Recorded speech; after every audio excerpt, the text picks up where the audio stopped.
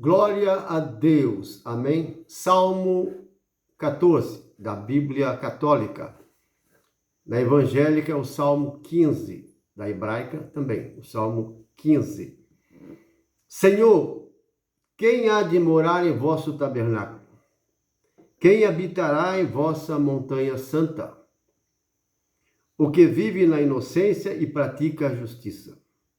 O que pensa o que é reto no seu coração.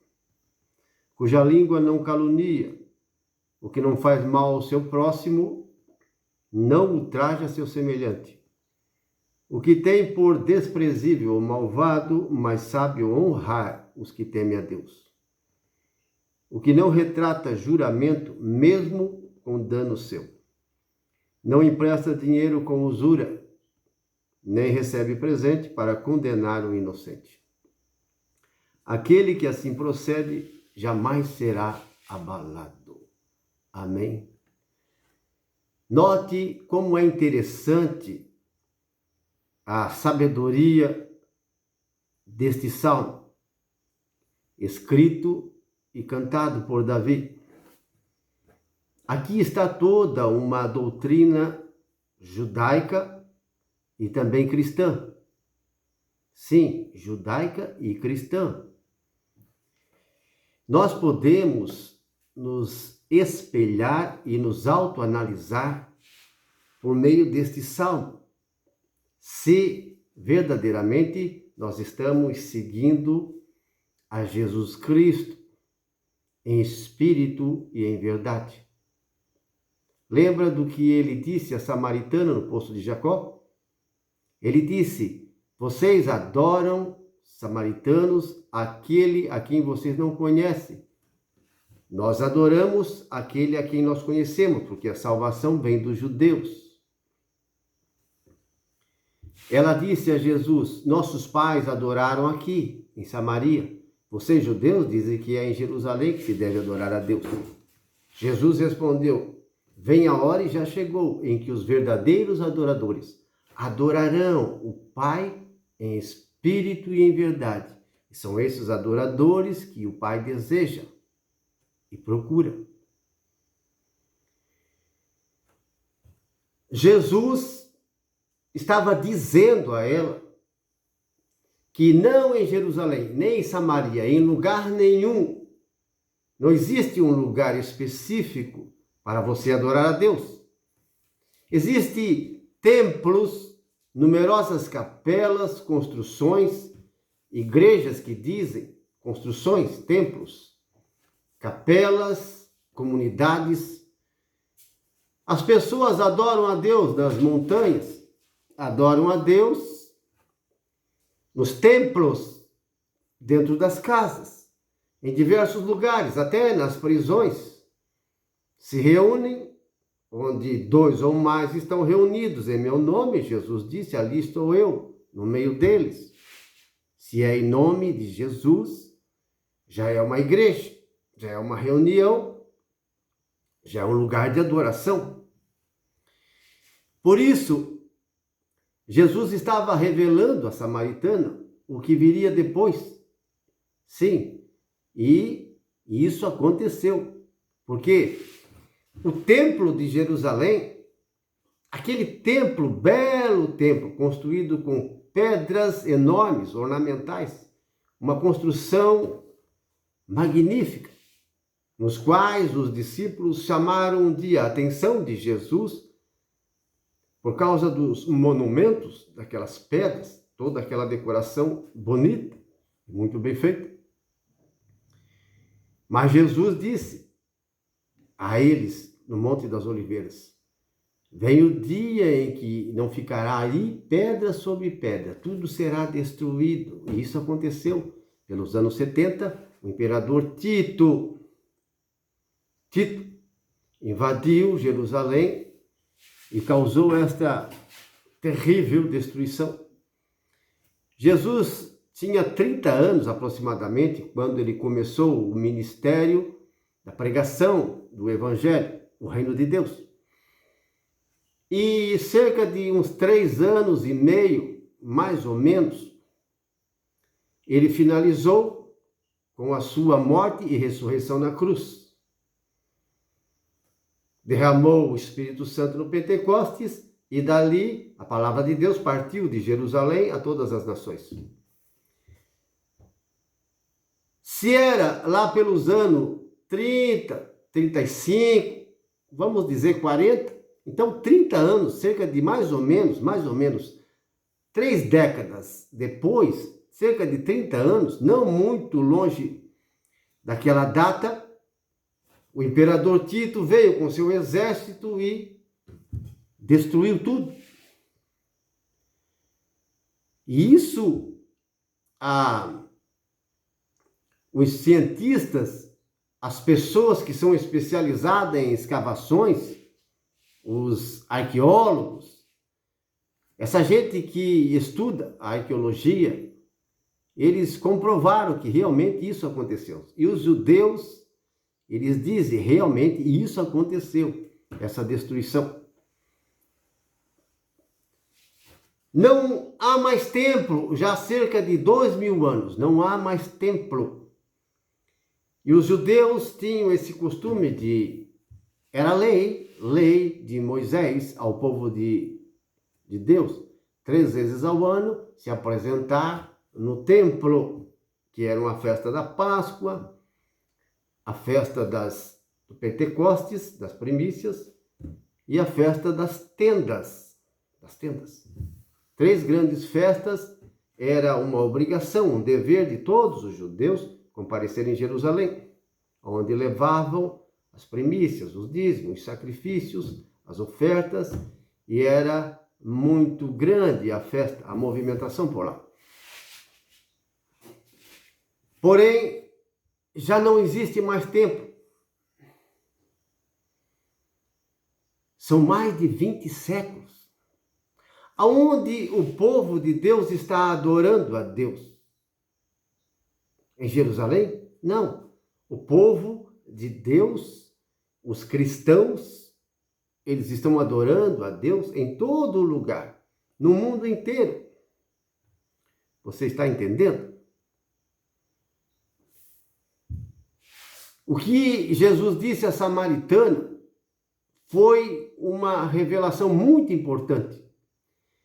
Veja, o Pai ama, busca e se agrada daqueles que o adoram em espírito e em verdade. Por isso, este Salmo 14, na Bíblia Católica, e o 15, na Bíblia Evangélica e Pentecostal, ele retrata o caráter, a personalidade, o perfil de um homem justo.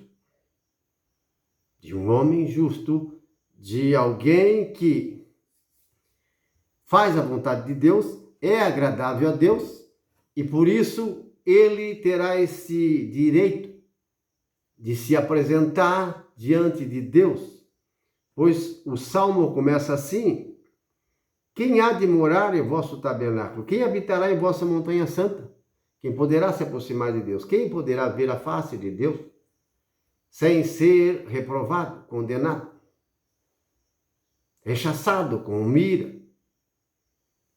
Aquele que tem as mãos inocentes, que pensa o que é reto no seu coração, não faz mal ao próximo, não é caluniador, difamador, é uma pessoa que cumpre a palavra, como diz aqui no versículo 4, na última linha, na terceira linha do versículo 4. O que não retrata juramento mesmo com dano seu. Às vezes a pessoa ela vai perder porque disse algo, se comprometeu em algo que deu errado, por exemplo. Ela vai ter um prejuízo por causa da palavra que ela deu, mas ela não volta atrás, porque é uma pessoa de palavra. Então nós, o justo, o perfil do justo é assim, ele não volta atrás. Se ele deu uma palavra, ele cumpre, mesmo que possa sofrer um prejuízo pequeno ou grande. Ele deu a palavra, é um homem de palavra. Aonde vamos encontrar pessoas que cumprem a palavra? Isto é, a tua palavra.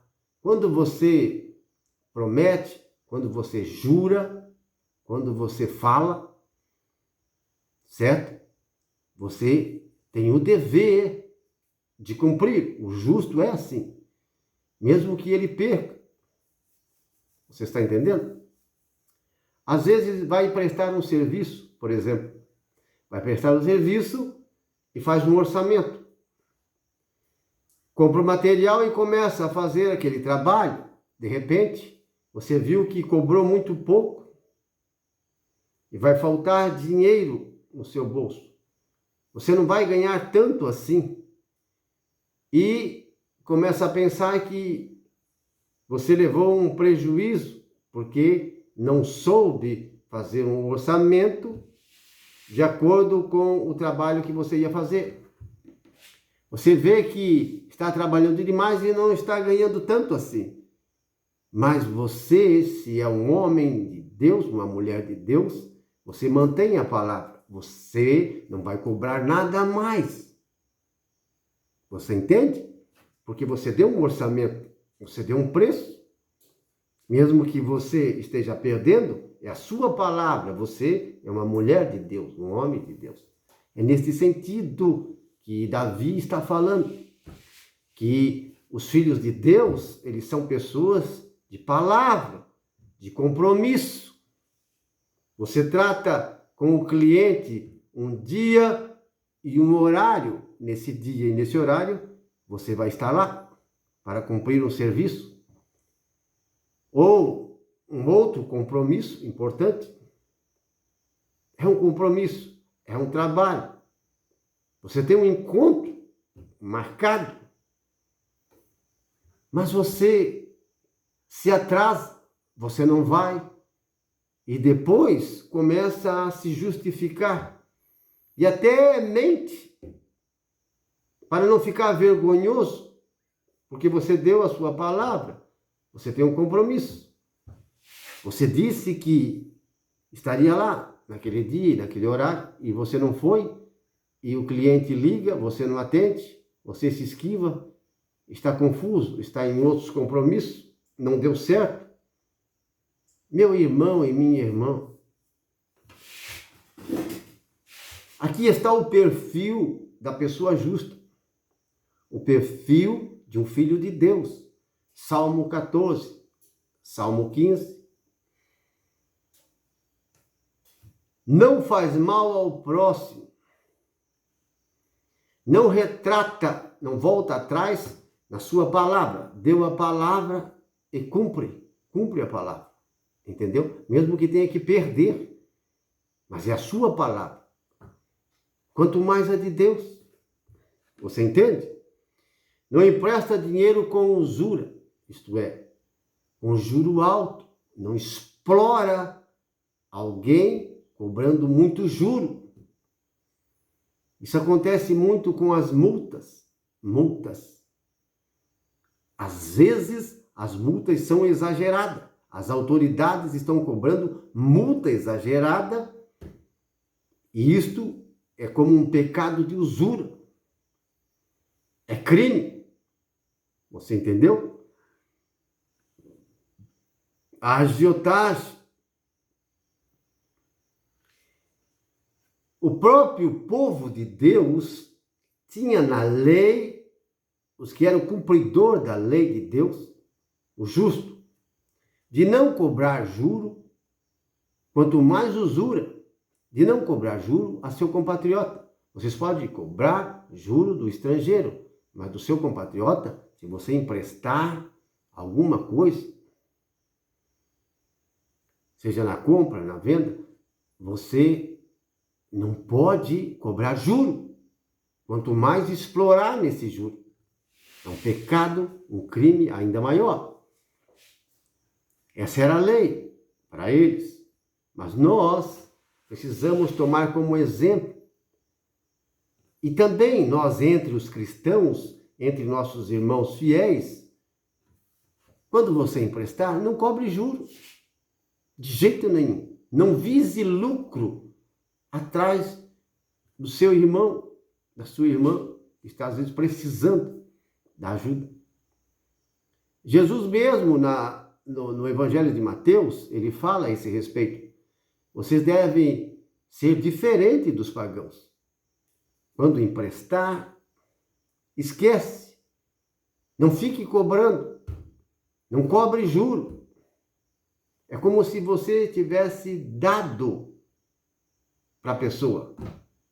Você entendeu? Você não fica cobrando, não cobra juro de jeito nenhum. Porque os pagãos fazem isso. E que diferença faz entre você e um pagão? Isto é, uma pessoa que anda nas trevas. São eles que cobram usura, são eles que cobram juro, são eles que exploram. Mas você é de Deus ou você não é? É por aí que você vai se analisar. Neste salmo, dá para nós se analisar se estamos no caminho certo ou não. Cuja língua não calunia.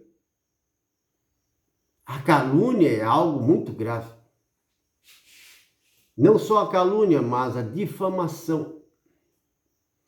Difamar, tirar a fama da pessoa. É uma pessoa que tem fama, mas é uma fama, uma boa fama. Não é uma fama de um bandido, um criminoso, de uma pessoa avarenta e gananciosa.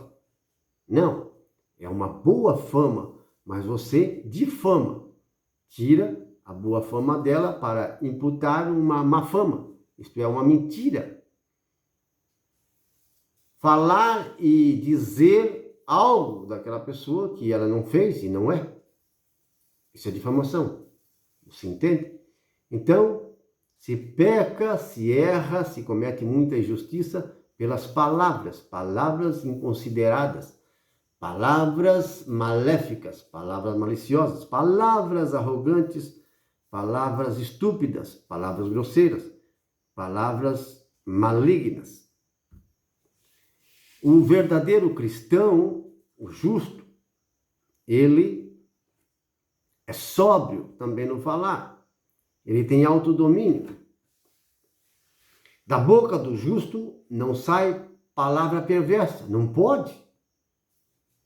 De um coração onde habita Deus, vai sair água contaminada. A boca fala daquilo que o coração está cheio. Foi Jesus quem disse que a boca fala daquilo que no coração está cheio. Se está cheio de maldade, vai sair maldade pela boca. Se está cheio de bondade, vai sair bondade pela boca. Se está cheio de pureza e decência, é o que vai sair pela boca. Se está cheio de malícia e devassidão, vai sair porcaria, imundícia. Que espírito habita em você? Basta abrir a boca, basta a pessoa abrir a boca e começar a conversar e a dialogar, você já vai perceber que espírito está dentro dela. Se você pensa, se você acha ou se considera um filho de Deus, você tem que se autoanalisar por este salmo, o Salmo 14, a católica, ou 15 na evangélica. Se autoanalise em cada frase, em cada versículo que nós estamos aqui fazendo um comentário. Não ultraja o seu semelhante, não trata mal. O que tem por desprezível o malvado, desprezível, isto é, as pessoas falsas. Não é que você tenha que desprezar os ímpios, todas as pessoas do mal, todas as pessoas das trevas, você vai desprezar. Não é isso. Ele está falando que no meio das pessoas ímpias, no meio das pessoas más, existem as pessoas falsas. As pessoas que são mais perigosas são as pessoas falsas. Essas pessoas é preciso desprezar. Você não pode ter comunhão, familiaridade com essa gente, senão você vai se contaminar. Você está dando boas-vindas a ela, você vai ser cúmplice de uma condenação horrível. Por exemplo, como Jesus tratava os pecadores? Você lembra? Você sabe? Está escrito no Evangelho. como ele tratava os fariseus, os doutores da lei, os saduceus, os sumos sacerdotes, como ele tratava certos anciãos e chefes do povo, alguns entre o povo religioso, por exemplo, como ele tratava. Se você lê o Evangelho, você vai ver que ele os censurava. Ai de você, doutor da lei, ai de você, hipócrita, falso, você é cego e guia de cego? Você está com uma trave no olho e agora quer tirar o cisco do olho do teu irmão? Você é falso, hipócrita. Olha como Jesus tratava. Jesus entrando no templo e virando a mesa dos cambistas, expulsando os animais com o chicote. A casa de meu pai é casa de oração para todos os povos e vocês estão fazendo um covil de ladrões. E o sumo sacerdote, que eram as autoridades do templo, os sacerdotes e os guardas do templo, os doutores da lei, ficaram bravos com ele. Com que autoridade você está fazendo isso? Fizeram da casa de meu pai um covil de ladrões. Jesus viu coisa errada ali, falsidade naquela gente. Olha como ele tratou. Não foi o mesmo tratamento que ele deu à samaritana que estava em adultério, por exemplo, aquela mulher que pegaram em adultério e levaram a Jesus. Olha o modo como ele tratou. Mateus, cobrador de impostos, Zaqueu, que era o chefe dos cobradores de impostos, era ímpio, era pecador. E como ele foi tratado? Diferente. Por quê? Porque Deus abomina, ele odeia a falsidade, meu irmão. Você tem que ser o que você é. Ou você é quente, ou você é frio. Um morno, vou vomitar da minha boca. É o que ele disse. A igreja de Laodiceia. Vocês são falsos. Jesus alertava os discípulos, cuidado com os doutores da lei, cuidado com essa gente que gosta das primeiras cadeiras na festa, dos primeiros lugares na sinagoga, aqueles que gostam de alargar, ampliar suas roupas para serem vistos pelos homens, saudação na praça pública, orar diante de todos para mostrar que são santos, justos. Esses terão um castigo mais rigoroso. Eles exploram os órfãos e as viúvas. E fazem tantas coisas criminosas e querem parecer justos e santos diante do povo. Olha o tratamento. Então, quando Davi escreveu, inspirado pelo Espírito Santo, o que tem por desprezível o malvado, é que realmente você não pode ter familiaridade com gente falsa. Você entendeu? Ele não está falando que você despreze todos os pecadores, todos os ímpios, não é isso? Estou simplificando e explicando para você. Vamos ver mais uma linha dessa aqui. O que vive, o versículo 2, o que vive na inocência e pratica a justiça. Vive na inocência e pratica a justiça.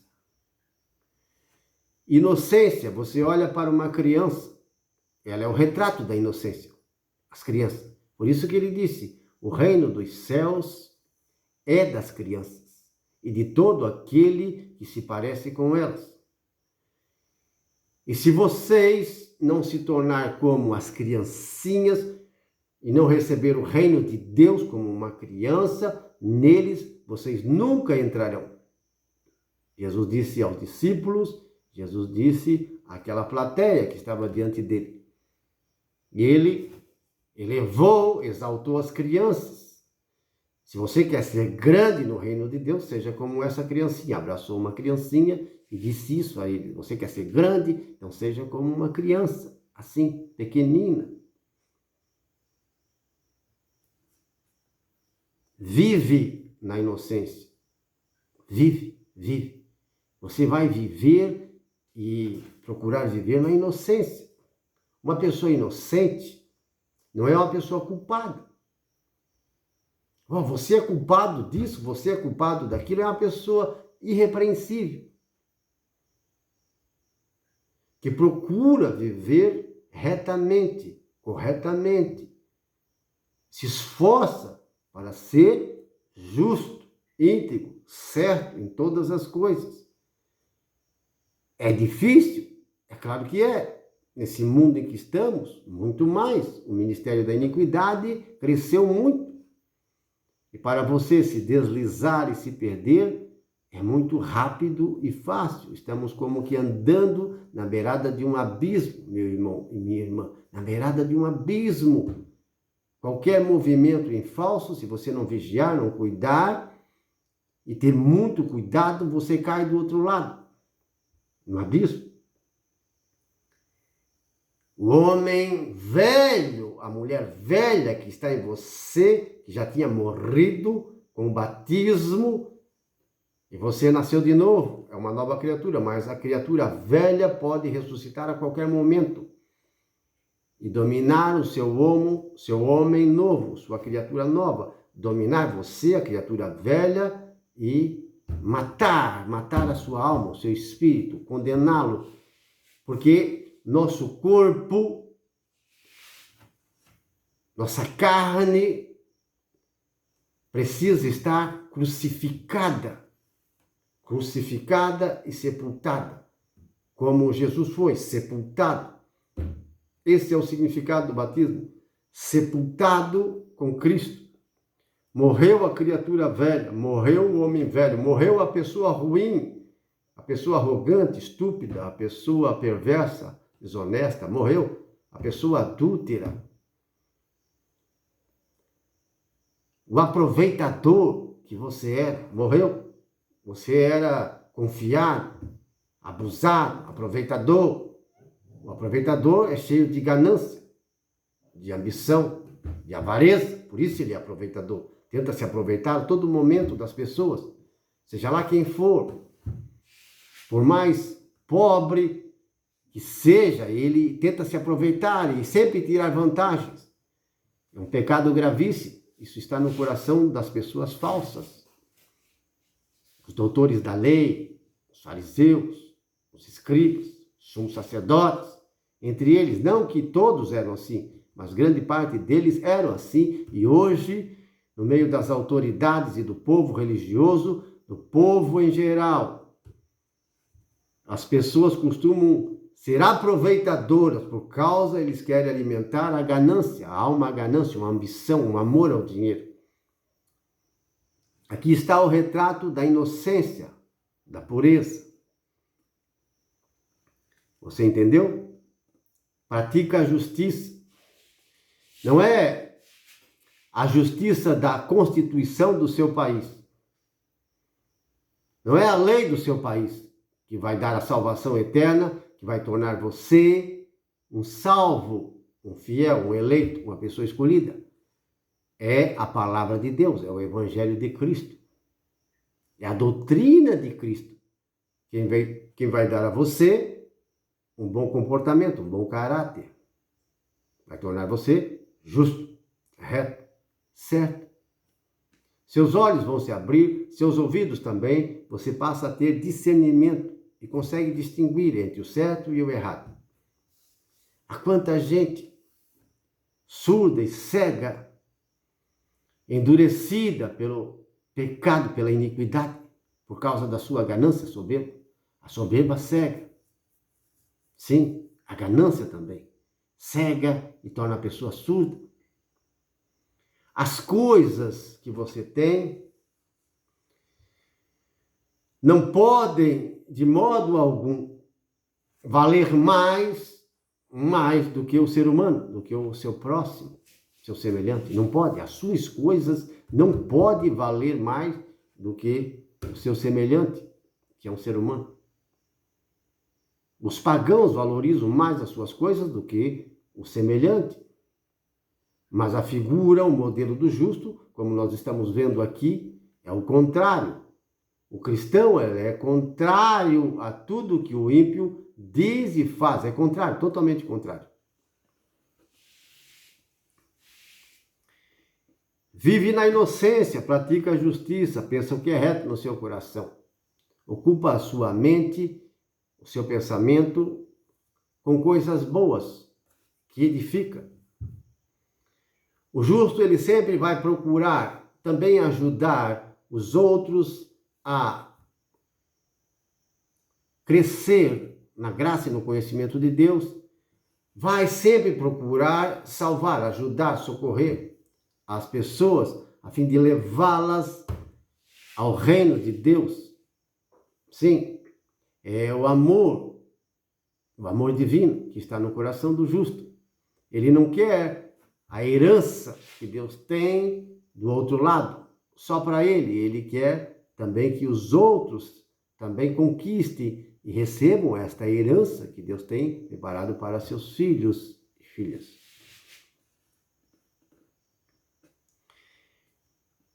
Outra frase aqui, do versículo 4, na outra linha.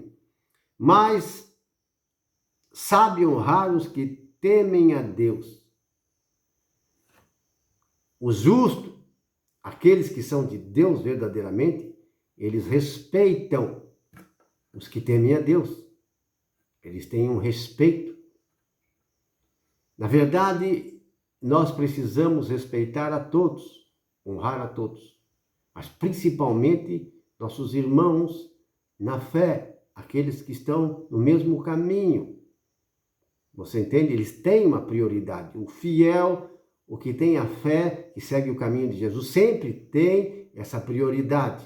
E nós devemos cumprir isso. A lei de Deus é respeitar a Deus, respeitar seu nome, sua palavra, respeitar o próximo, as coisas do próximo, o terreno do próximo, a família do próximo. Você entendeu? O justo, o eleito, o fiel, ele respeita os limites, as coisas do seu semelhante. Eles respeitam tanto os vizinhos, como respeita nas ruas, nos trânsitos, ele respeita no trabalho, ele respeita a mulher, a casa, as coisas dos outros. Respeita. Quando você perde o respeito e não respeita mais, você está deixando de ser justo, eleito, um escolhido. Você já não é mais inocente, você está sendo culpado. Ah, meu irmão, mas é impossível ser assim. Você está profetizando. Você está dizendo que é impossível. E isso se torna para você impossível. Mas se você, pela fé, disser, não, eu tenho fé e eu creio que isso é possível. Então se torna possível, porque Deus lhe ajuda. O Espírito Santo de Deus, ele vem habitar em nós para nos ajudar. Não vai fazer por você aquilo que você deve fazer, mas ele vai acrescentar, ele vai ajudar você em todos os sentidos. Porque não podemos ser preguiçosos, relaxados. Você entendeu? Nós precisamos ser ativos, nós precisamos nos esforçar. Os pagãos se esforçam em tudo para ganhar dinheiro. Nós precisamos nos esforçar para ser certo, justo. Existe um esforço, sim.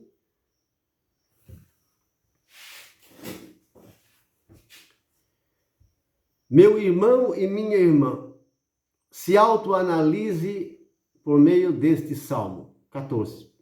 Se a sua Bíblia é evangélica, está no 15. Leia pausadamente e verifique se você realmente está andando nesse caminho. Se você tem esse direito, essa graça da herança que Deus tem preparado para seus filhos e filhas. Quem há de morar em vosso tabernáculo, Senhor? Quem habitará em vossa montanha? Quem poderá ver a sua face? Quem poderá se aproximar de ti? Este, que é íntegro, que é inocente, que se esforça, que é um homem, uma mulher de honestidade, de palavra, compromisso, responsabilidade, de qualidade, tem qualidade no seu trabalho, em tudo que faz, faz com esmero, qualidade. É a pessoa de compromisso, de palavra. Se falou, vai. Se é para estar nesse horário, vai estar nesse horário, até antes desse horário. Se o preço foi esse será o preço. Não pode cobrar mais.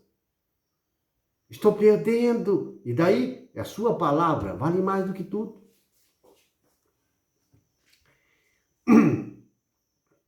Sempre ocupando o pensamento com a doutrina de Cristo, com a palavra de Deus, para ajudar e salvar as outras pessoas, dando o seu exemplo no seu comportamento, o seu testemunho, em palavras, em atitudes, em ações, em tratamento com as pessoas. Amém? Deus abençoe você e a sua família. Amém.